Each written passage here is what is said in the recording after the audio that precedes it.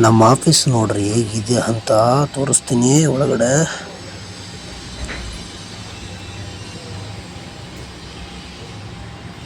ಇದು furniture shop ಮತ್ತು ಡಿಸೈನರ್ಗಳು ಮತ್ತು ಆಫೀಸ್ ಮ್ಯಾನೇಜರು. ಇದು ನೋಡ್ರಿ ನಮ್ಮ ಮೇಡಮ್ ಶಿಲ್ಪಾ ಶೆಟ್ಟಿ ಜೊತೆ ಒಂದು ಅವಾರ್ಡ್ ಫಂಕ್ಷನಲ್ಲಿ ಹೋಗಿದ್ರು. ಸಾಕಾಗದಲ್ಲ ನೋಡಿ ಗೈಸ್, ಒಬ್ರು ಏನ್ ದಿನೇಶ್ ಏನ್ ಕಲಿತಾ ಇದೆಯಾ ಬರಿತಾ ಇದೆಯಾ ಏನ್ ಸಮಾಚಾರ? Petrol amount okay okay guys, ಈಗ ಒಬ್ರು ನಮ್ಮ ಹಿರಿಯರು ಇಲ್ಲಿ ಹಳೆ ಡ್ರೈವರ್ ನಮ್ಮ ಮೇಡಮ್ಗೆ ಅವ್ರ ಅನುಭವಗಳು ಹೇಳ್ತಾರೆ ನೋಡ್ರಿ. ಈಗ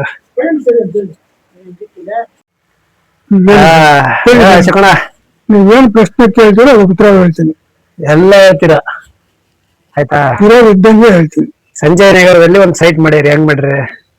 ದುಡ್ಡು ಕೊಟ್ಟು ತಗೊಂಡಿದ್ದೀನಪ್ಪ. ದುಡ್ಡು ಕೊಟ್ಟು ಎಷ್ಟು ವರ್ಷದ ಹಿಂದ್ಗಡೆ ತೊಗೊಂಡ್ರಿ? 5-6 ವರ್ಷ, 10 ವರ್ಷ. 10 ವರ್ಷ ಆಯ್ತಾ? ಹೌದಣ್ಣ, 10 ವರ್ಷದ ಹಿಂದ್ಗಡೆ ತೊಗೊಂಡ್ರ? ಅಂದ್ರೆ ಎಷ್ಟಿತ್ತಣ್ಣ ರೇಟ್ ಅದು? ಅವಾಗ ಇತ್ತು ಒಂದು 80 ಲಕ್ಷ. ಡ್ರೈವರ್ ಕೆಲಸ ಮಾಡ್ಕೊಂಡು 80 ಲಕ್ಷ ಕೊಟ್ರೆ ಮತ್ತೆ ಹೆಂಗದ? ಹೆಂಗ್ ಸಂಪಾದನೆ? ಕರೆಕ್ಟ್ ಆಗಿ ಹೇಳ. ನೀನ್ ಅದನ್ನ ಹಂಗೆ ರೆಕಾರ್ಡ್ ಮಾಡಿ ಅಪ್ಲೋಡ್ ಮಾಡ್ಬೇಕು. ಆಯ್ತು, ಹಂಗೆ ಹೇಳ್ತೀನಿ ನಿಜ. ನಾನು ಮೇಡಮ್ ನ ಕರ್ಕೊಂಡು ಹೋಗ್ತಾ ಇದ್ನ ಗಾಡಿಯಲ್ಲಿ. ಓಕೆ. ಮೇಡಮ್ ಎಲ್ಲಾನ ಸೆಂಟರ್ ನಲ್ಲಿ ಇಳ್ದು ಹೋಗ್ತಾರ, ಬ್ಯಾಗ್ ಗಾಡಿಯಲ್ಲೇ ಇರುತ್ತಾ? ಬ್ಯಾಗ್ ಇರೋದೆಲ್ಲ ಎತ್ಕೊಂತ ಇದ್ನಪ್ಪ. ಇಲ್ಲೊಂದು ಸಮಸ್ಯೆ ಖಂಡಿತ ಇದೆ. ಒಳ್ಳೆ ಸಂಪಾದನೆ ಮಾಡ್ಬೇಕಂತ ಆಸೆ ಅದ, ಬಟ್ ಒಳ್ಳೆ ದಾರಿ ಕೆಟ್ಟದೇನಲ್ಲ. ಬೇಡಣ್ಣ, ನನ್ಗೆ ಸಂಬಳ ಕೊಡ್ತಾರ ಅವರು. ನಮ್ಗೇನ ಕಲ್ ಕೊಡ್ತಾ ಇದ್ರ? ನಮ್ಗೆ ಸಂಬಳನ ಕೊಡ್ತಾ ಇದ್ದಿದ್ದು. ಸಖತ್ ಆಕ್ಟಿಂಗ್ ಮಾಡ್ತಿದ್ದೆ ಕಣ. ಗೈಸ್, ಏನ್ ಗೊತ್ತಾ, ಇವ್ರು ನಮ್ ಮೇಡಮ್ಗೆ ಹಳೆ ಡ್ರೈವರ್. ಈಗ ಏಜ್ ಆಯ್ತಂತ ಮೇಡಮ್ ಬೇಡ ಅನ್ಲಿಲ್ಲ. ಅಟ್ಲೀಸ್ಟ್ ಬಂದು ನೀನ್ ಆಫೀಸ್ ಒಳಗ್ ಕೂಡು, ನಿನಗೆ ಸಂಬಳ ಏನದ ನಾನು ಕೊಡ್ತೀನಿ ಅಂತ ಹೇಳಿದ್ರು. ಅಷ್ಟೊಂದು ವಿಶ್ವಾಸ ಇಟ್ಕೊಂಡು ಇವಾಗ ಕೆಲಸ ಮಾಡ್ಯಾರ ಅವ್ರು. ಇವಾಗ ಹೇಳ್ತಿರೋದೆಲ್ಲ ಸುಳ್ಳು, ಅದ್ರ ಸತ್ಯ ಹೇಳೋದು ಬೇರೆ. ಈಗ ನೋಡಿ ಹೇಳ್ತಾರೆ, ಈಗ ಇವಾಗ ನಮ್ ಮೇಡಮ್ ಬ್ಯಾಗ್ ಇಲ್ಲಿ ಇಟ್ಬಿಟ್ಟು ಎಲ್ಲ ಆಚೆ ಹೋದ್ರೆ ಕಳ್ತನ ಮಾಡೋದು. ಅವ್ರ ಜೊತೆ ಇವರು ಕಳ್ತನ ಮಾಡಕ್ ಸೇರ್ಬೋದು ಅಂತ ನಾನು ಅನ್ಕೋತೀನಿ. ಇವರು ಬಿಟ್ಬಿಟ್ಟು ಹೋದ್ರೆ ಮನೆ ಒಳಗಡೆ ಇರೋದೆಲ್ಲ ಕಳ್ತನ ಮಾಡೋದು. ಹೌದಾ? ನೋಡ್ರಿ, ಇವ್ರ ಹೆಸರು ಭಾರತಿ ಅಂತ. ಭಾರತಿ ಅಂತ. ಭಾರತಿ ಮಿನಿಮಮ್ ಒಂದ್ 26 ವರ್ಷನ. ಈಗ 27 ವರ್ಷ. 27 ವರ್ಷದಿಂದ ನಿಮ್ ಮೇಡಮ್ ಹತ್ರ ಕೆಲಸ ಮಾಡ್ತಾರೆ. ಮಾಡ್ಕೊಂಡಿರೋದು.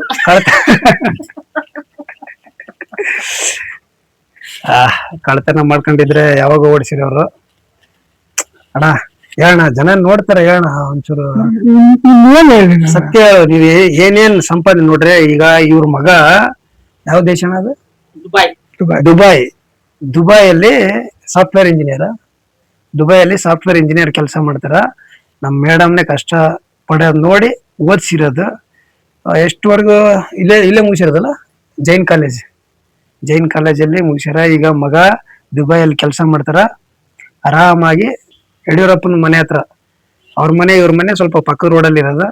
ಅಲ್ಲೇ ದೊಡ್ಡ ಸೈಟ್ ತಗೊಂಡು ರಾಜನ್ ತರ ಆರಾಮಾಗಿ. ಯಾರೀಗ ಹೇಳ ಮತ್ತೇನ್ ಸಮಾಚಾರ?